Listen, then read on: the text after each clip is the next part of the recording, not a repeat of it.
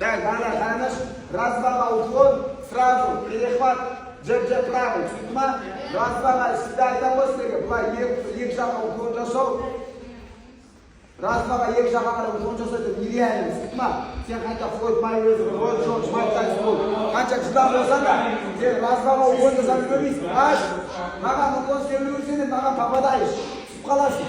Сол үшін менде оптимальный вариант, соның бір-екіге қорғану тәсілі қазіргі уклон біріншіден, екіншіден шаг назад. Уклон шаг назад, түсін ма? Мінеке, оптимальный вариант. Оп, бум! Раздатыр, ойна!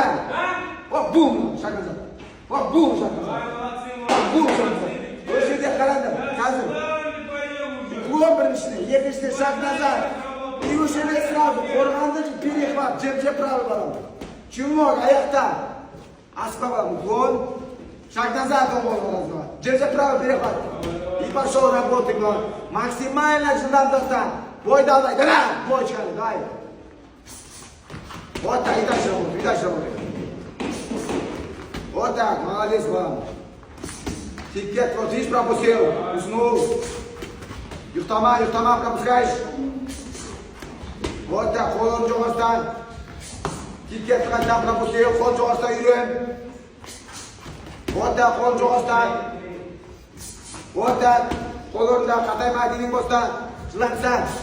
Ты пропустил обратно. Вот так, миллиметр қалды, еще раз үйрен. Самсына түсітма, осы үйрен. Малейшая ошибка. Удар через нокаут. Сол үшін изучаем, үйренеміз максимально. До автоматизма доводим, келеміз. Туктап, давай!